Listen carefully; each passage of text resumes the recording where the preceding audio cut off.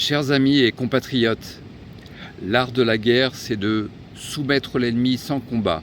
Il faut feindre la faiblesse, afin que l'ennemi se perde dans l'arrogance, disait Sun Tzu 500 ans avant Jésus-Christ. Nous voici dans une situation de crise profonde, politique, économique et sociale. À la croisée des chemins, dirait-on. Je m'appelle Franck Lecause. J'ai 61 ans et je suis écrivain et coach en écriture, mais j'ai accumulé beaucoup d'expériences professionnelles et personnelles avant d'exercer ce métier à la veille de ma retraite. J'ai connu les 40 années durant lesquelles la grogne des Français se concrétisait surtout au travers des discussions de comptoir et où, bon an, mal an, nous avons réussi à tirer nos marrons du feu, comme on dit. Mais maintenant que nous sommes à l'ère des réseaux sociaux et de l'intelligence artificielle, les langues se délient et je vois fleurir des milliers de commentaires plus contestataires et courroucés que jamais, et ce, à juste titre. Je ne vais donc pas reproduire ici des schémas redondants sur les constats qui mènent à cet opprobre général. Nous sommes tous d'accord sur le fait que notre gouvernance, qu'elle soit de droite comme de gauche, ne vise qu'une seule chose, accéder au pouvoir et y rester pour siphonner au maximum la richesse de notre beau pays à des fins personnelles et clientélistes. Et pendant ce temps-là, le peuple souffre et la Vox Populi n'a de cesse que remettre en question un monde politique aussi perverti que délétère. Concernant la gestion de nos finances publiques et des institutions qui faisaient la fierté de la France après 1945. Mais une fois que tout cela est posé, dit, ressassé, que faisons-nous concrètement ? Nous avons vécu la période iconique des Gilets jaunes, dont la rébellion a été matée par un gouvernement sans âme ni émotion. Certains généraux de l'état-major affirment même que l'Élysée était prêt à faire feu sur les manifestants s'ils se rapprochaient trop du Palais Royal, qui nous coûte la bagatelle de 130 millions d'euros uniquement en frais de fonctionnement annuels. Plus de doute, nous sommes bien dans une monarchie républicaine qui a atteint ses limites au détriment de services publics aux abois et d'une population de plus en plus désespérée pour elle, mais aussi et surtout pour l'avenir de ses enfants et de ses petits-enfants. Alors, face à ces constats, que faisons-nous concrètement ? Puisque c'est ce que va nous demander tout Français. Eh bien, certains diront qu'il faut pendre haut et court les responsables qui nous ont menés là où nous en sommes. D'autres diront qu'il faut demander la destitution du président de la République. D'autres encore diront qu'il faut tout casser pour tout reconstruire selon les préceptes de Nietzsche sur la théorie du chaos. Après tout, pourquoi pas ? Mais à votre avis, est-ce qu'une énième grève générale, un ultime blocage de l'économie ou de nouvelles manifestations vont-elles émouvoir nos dirigeants confortablement installés sous les ordres de la nation ? Je peux vous le certifier et nous allons le vérifier le cas échéant. Tous les blocages et toutes les manifestations sont voués à l'échec. Et pourquoi selon vous ? Eh bien parce que notre petit prince en place, qui nous regarde narquois depuis son trône, a bien appris les enseignements de Machiavel, diviser pour mieux régner. Nous l'avons tous constaté, que ce soit les gilets jaunes, les agriculteurs ou les infirmières, nos stratèges savent manipuler l'opinion de telle sorte que le mouvement s'épuise de lui-même. Sans faire la guerre, juste en utilisant la force ennemie à son détriment, comme le concevait Sun Tzu dans l'art de la guerre. Quant à vouloir bloquer l'économie de notre pays, cela en revient à nous tirer une balle dans le pied, puisqu'une rébellion ne peut vivre sans ressources, sinon elle meurt de sa belle mort, comme celle des Gilets jaunes ou celle des agriculteurs. Alors, après ces 4 minutes de préambule, et si nous passions au plat de résistance maintenant, sans vouloir faire de mauvais jeux de mots ? Parce qu'on va me répondre, comme à tous ceux qui font des vidéos dans ce genre-là, c'est bien beau Franck tout ça, mais que fait-on concrètement ? Eh bien, puisque j'ai eu l'honneur et le plaisir de travailler dans des postes d'encadrement de grandes multinationales françaises et américaines, dans des secteurs comme la grande distribution, ou encore la finance, ou l'immobilier, voici ce que je vous propose à chacun d'entre vous, mes chers compatriotes. Mais avant tout, soyons ce que j'appelle SEC, S-E-C, c'est-à-dire simple, efficace et concret. Et utilisons les méthodes de Sun Tzu, ce qui veut dire qu'il faut appuyer là où ça fait mal, c'est-à-dire au portefeuille de nos dirigeants politiques et économiques, puisque leur cœur est en panne. Voici donc le plan très clair, en 3 points, que je vous propose et qui peut être mis en application là, maintenant, tout de suite. Pas dans 3 jours, ni dans 3 semaines, ni dans 3 mois, mais là, immédiatement après le visionnage de cette vidéo de 10 minutes. Pas plus, c'est promis.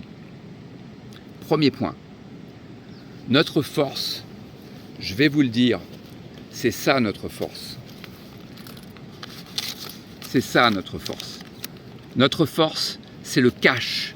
Les espèces, le liquide, appelons-les comme on veut. Les grands de ce monde ne veulent qu'une seule chose, c'est supprimer ce cash pour mieux contrôler nos vies et gérer ce qu'il y a de plus précieux pour eux, c'est-à-dire nos données personnelles.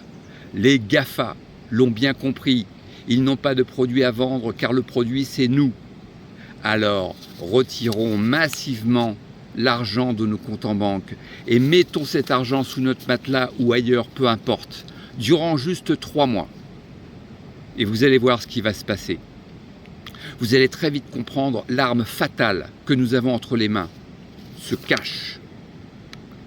Mesdames et messieurs, pourquoi, à votre avis?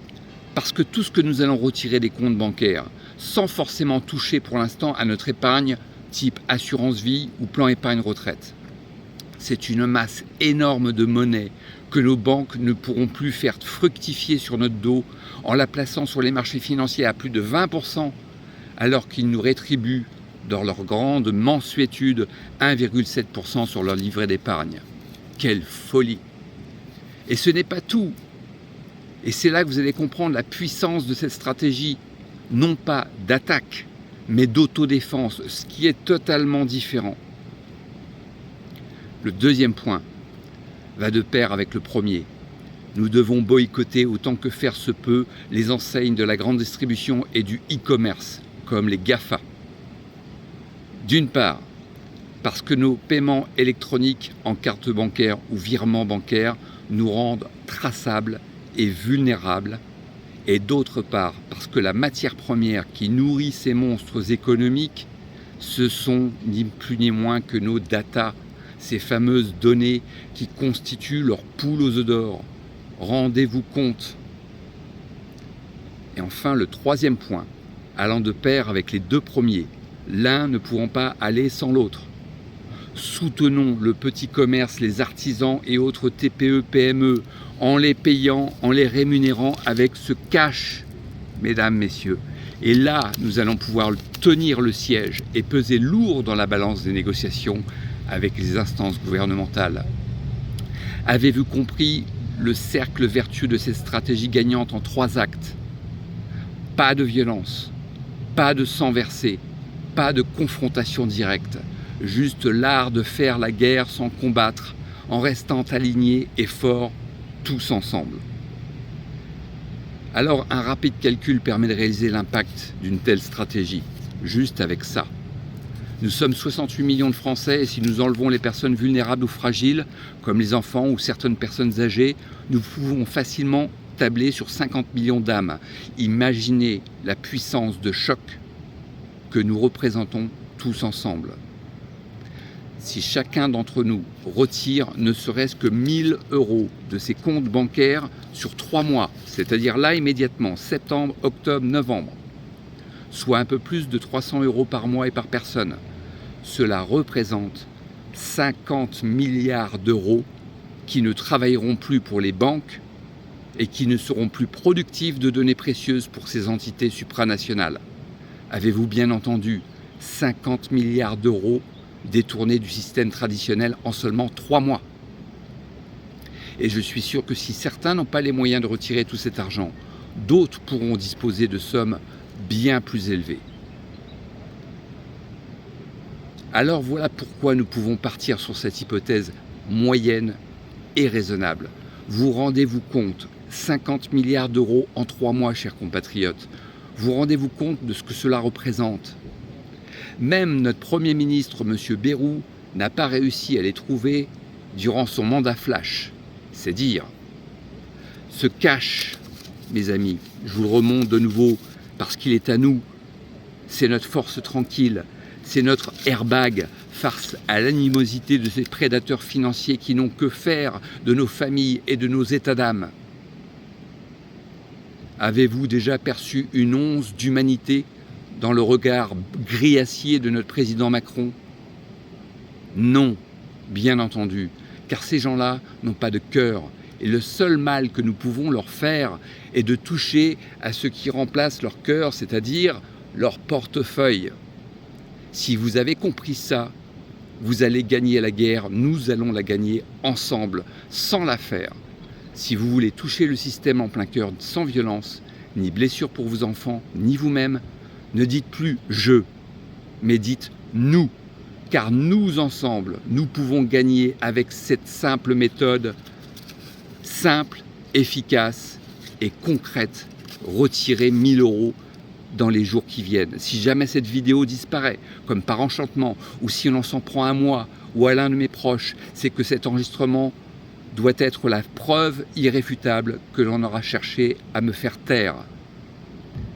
Mais on peut faire taire un individu, pas une nation entière. Dès que vous l'aurez visionné, s'il vous plaît, transférez cette vidéo au plus large autour de vous pour que notre victoire soit collective et non pas individuelle. Je compte sur vous et je vous aime.